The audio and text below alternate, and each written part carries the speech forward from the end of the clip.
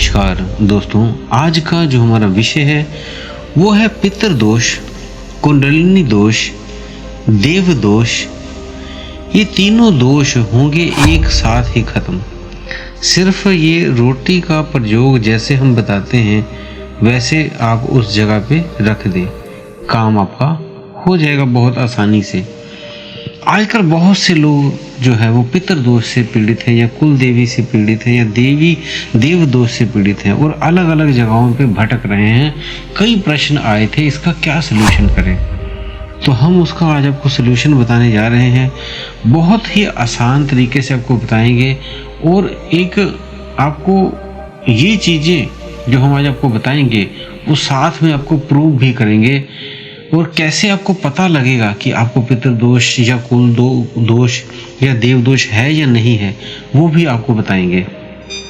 तो वीडियो पूरी देख लें तभी आपको सलूशन मिल पाएगा। ये ना हो आधा अधूरा आप आधी वीडियो देख के स्किप कर दें तो आपका ये सलूशन पूरा नहीं होगा, क्योंकि कुछ पार्ट शुरू में है और कुछ पार्ट अंत में है, इसलिए ध्यान से पूरी वीडियो को आप देख लें।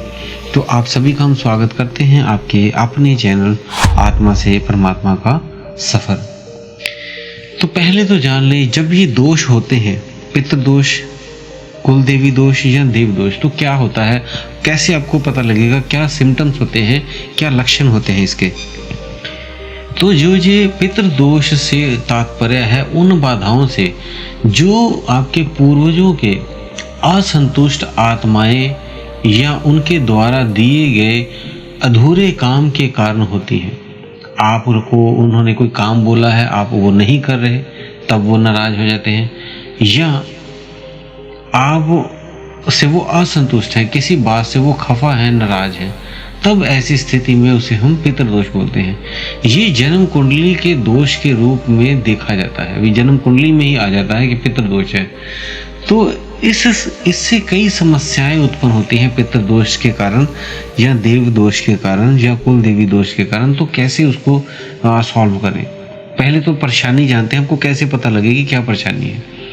उस घर में आर्थिक तंगी होगी, धन की कमी होगी, धन में वृद्धि नहीं होगी और कर्जा बढ़ता रहेगा, ये सिम्टम्स होता है। दूसरा सिम्टम्स होता है उस घर की जो संतानें होती हैं उनकी शादी में विलंब होता है, समस्याएं आती हैं, शादी नहीं होती जल्दी, या होने लगी तो कोई बाधा आ जाएगी।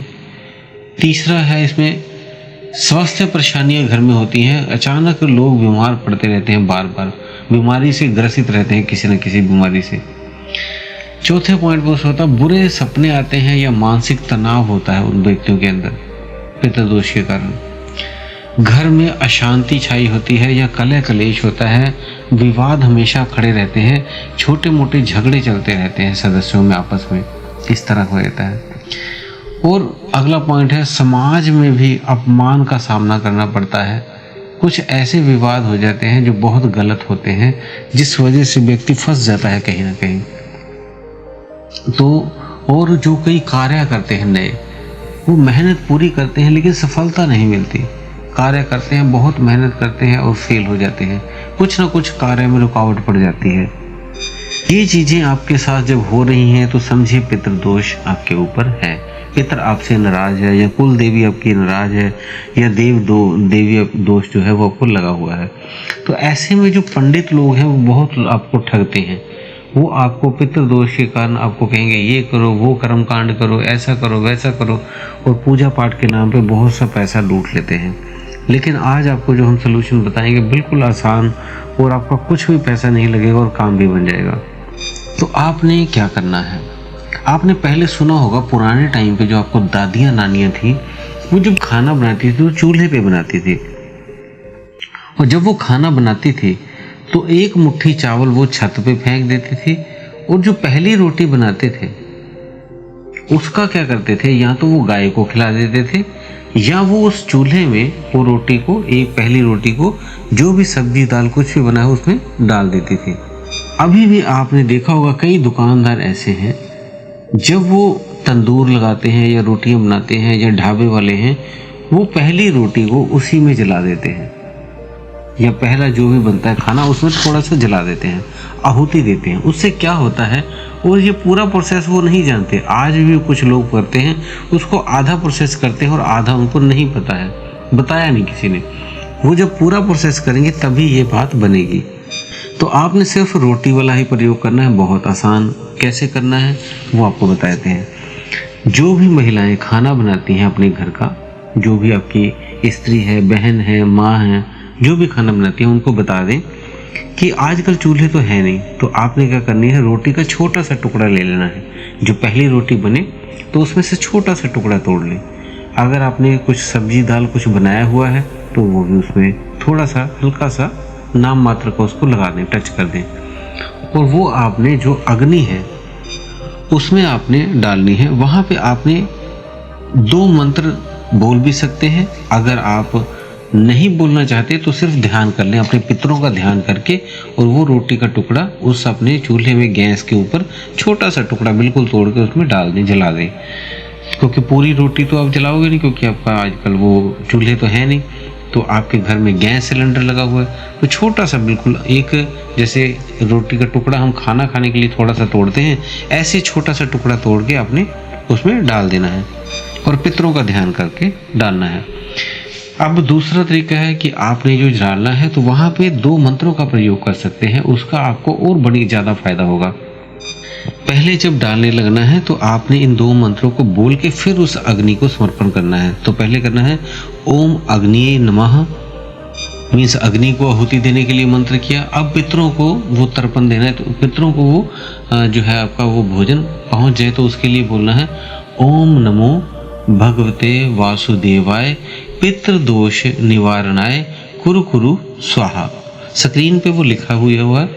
इन 2 मंत्रों को बोल के फिर वो जो आपने रोटी का छोटा सा टुकड़ा तोड़ा है वो अग्नि में आप डाल दें। आपका ये रोज करें महिलाएं, जब भी खाना बनाएं छोटा सा टुकड़ा तोड़ के डाल दिया करें।